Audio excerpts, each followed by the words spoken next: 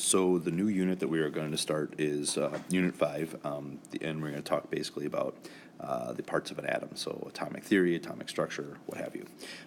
So the first thing that we need to discuss are the individual parts of an atom. And the individual parts of the atom that you're going to be responsible for knowing are the nucleus and the electrons. And I'm going to start with the electrons because they're on the outside. So electrons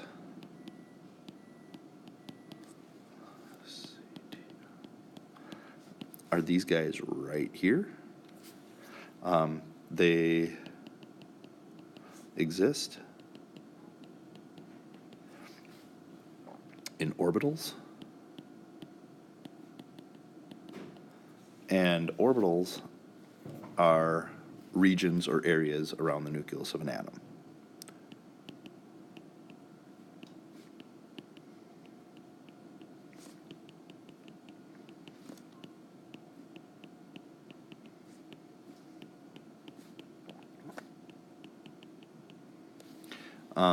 The electrons happen to have a negative charge.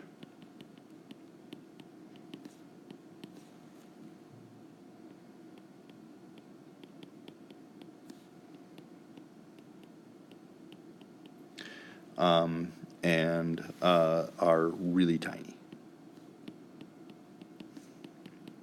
And we'll talk about how tiny in a minute. The nucleus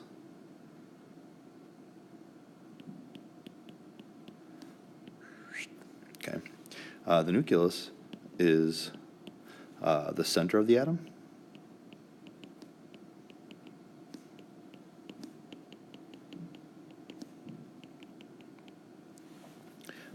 It has protons, which are positively charged.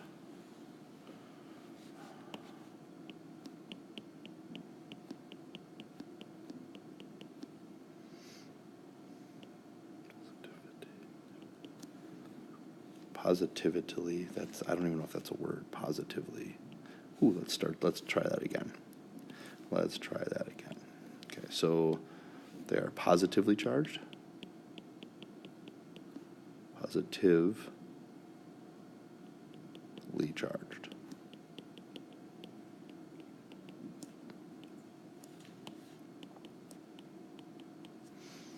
Those are your protons.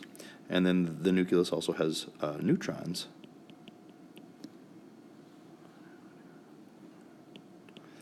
which have no charge.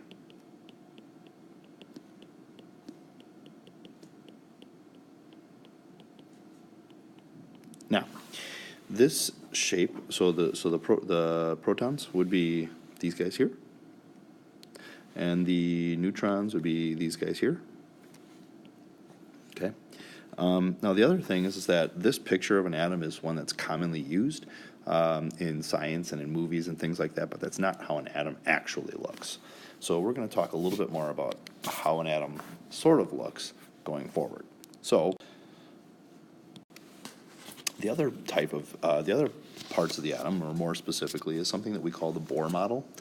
And it was determined by a scientist named Niels Bohr a long time ago, and basically his deal was that the atom itself has energy levels, and the energy levels are similar as an example, in terms of like a hotel. So the first floor has a specific amount of energy and a specific amount of electrons of a hotel, and the second floor would have a little bit more energy and more electrons, so on and so forth, until you get further away from the nucleus of the atom. But that's not really super important. Now, for our purposes, the protons are these guys right here in the nucleus, so this would be the protons. And remember, the protons are positively charged, and we will sometimes see it written like that, P with a plus. The neutrons are these gray circles. We said they have no charge, and you'll sometimes see them written like this. Okay, that's N with a 0. And then the electrons are going to be, I'll make them black, so. And they are negatively charged, and they're sometimes written like this. Okay, N with a little E with a little negative. Now, in terms of size, protons and neutrons, they're about the same size.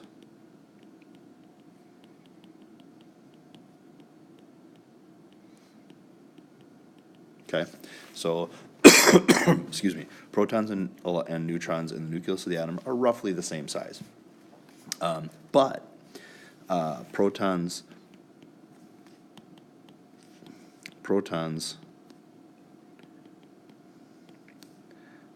are about 2,000 times heavier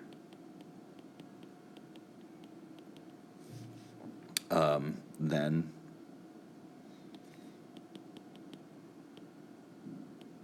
electrons. So protons are about 2,000 times heavier than electrons. So it's just a significantly huge difference in terms of size.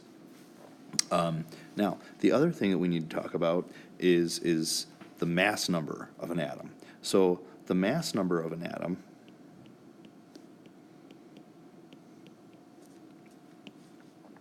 is defined as the sum, which means to add, of protons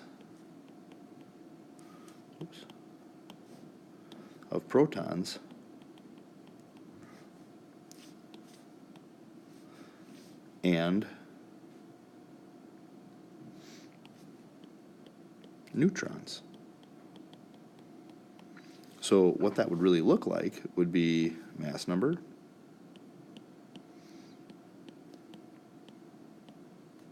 equals protons plus neutrons. Okay, and we're going to need this formula a little bit later, so keep this in mind.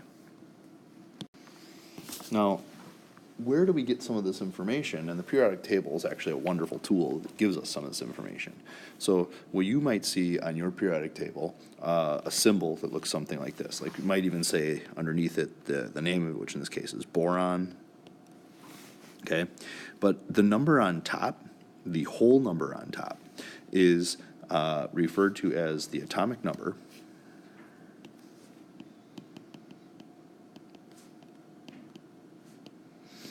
It's the atomic number, and the atomic number is equal to the number of protons in the nucleus of an atom.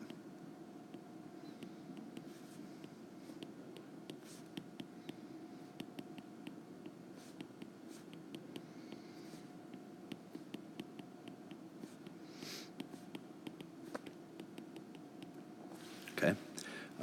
The other thing that you might see is you might see an elemental symbol. So element symbol,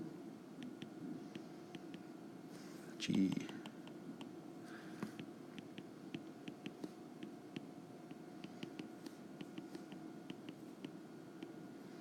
And the element symbol is one or two letters usually.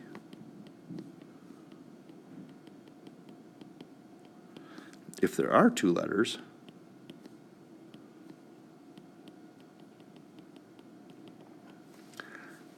it's the way that they're written is always capital first,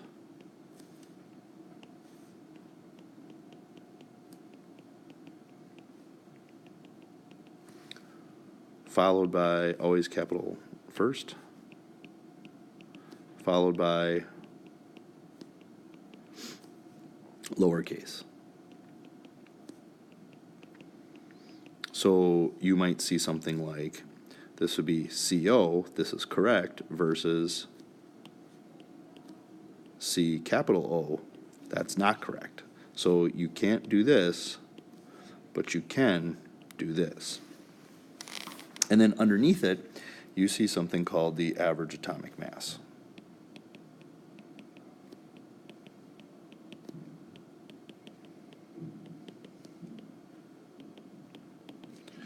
And this is an average value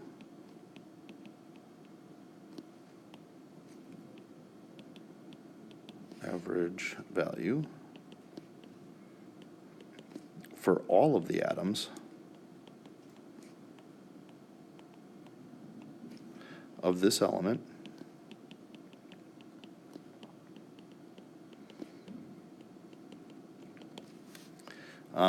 and what you need to know about that, and we'll talk about this a little bit later, next week actually, is that atoms of the same element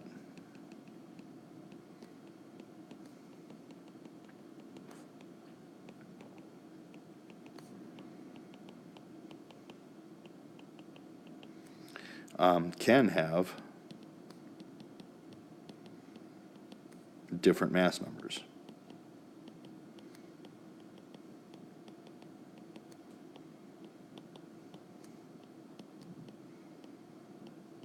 And so like I said, we'll talk about this a little bit more detail next week. All right, so now, what do we do with this? Well, your part of your homework tonight is going to be able to identify protons, neutrons, and electrons for neutral atoms, and you're going to get some of the information off the periodic table. So remember, the mass number, this is the formula you're going to need, mass number is equal to protons plus neutrons. Okay, now, another thing is that in a neutral atom,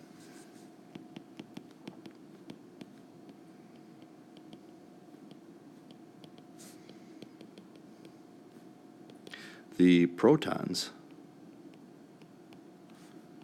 equal electrons. Okay, so that's something to keep in mind. So, here we go. I'm going to look at helium straight across. I know that the helium's symbol is He, and I'm told that the atomic number is 2 and the mass number is 4. So the atomic number tells me the number of protons. So I'm going to put 2 over here. But because this is a neutral atom, and until I tell you otherwise, it also tells me electrons. So I'm going to put a 2 over here. Now the number of neutrons is this formula up here, mass number is equal to protons plus neutrons. Well, if I want to figure out the number of neutrons, what I would do is I would take mass number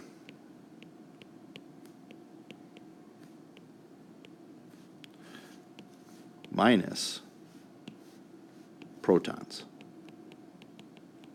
So what that would look like over here is if I'm looking for neutrons, would equal mass number minus protons. So in this problem, it would be 4 minus 2. So in this case, the number of neutrons is 2. Okay? Now, let's see. Next one, bromine. Well, I'm told that the elemental symbol for bromine is Br, and I need to look for the atomic number for bromine. So I go to my trusty periodic table, and I find out that the atomic number for bromine happens to be 35. So that tells me some stuff. Again, it tells me the number of protons and electrons because this is a neutral atom, so I'm going to put 35 here. And the number of electrons is already filled in for me, so I could have figured that out a little bit going backwards. But again, number of neutrons, same deal. Neutrons is equal to mass number minus protons. So in this case, the mass number is 80 minus the number of protons, which is 35. Well, 80 minus 35 is, let's see, we're going to take carry the 5, carry the 1. So we're going to take 80 minus 35, and you get a value of 45 neutrons. Okay, so note, the number of protons, neutrons, and electrons do not have to be the same. Now I'm going to look at the last example here, and I see that I've only got numbers, I don't know anything else. Well, if the atomic number tells me the number of protons, and the atomic number is always on the periodic table, I can go to the periodic table and look for the atomic number 30, right? So I go locate 30, and I see that it is zinc. Okay, and so that's its elemental symbol. So now, because the atomic number tells me the number of protons, I'm going to put 30 here, and because it also happens to tell me the number of electrons, I'm going to put 30 here. And I'm going to use my formula for neutrons, which is mass number minus protons, which in this case is 65 minus 30,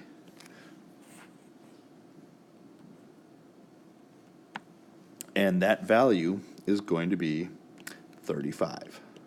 Okay, so there you have it. Your homework tonight is going to be do worksheet number 1. You're going to have to answer a couple of questions on top, but you're going to also have to identify element or symbol or atomic number or mass number or number of protons or number of neutrons or number of electrons as part of your homework.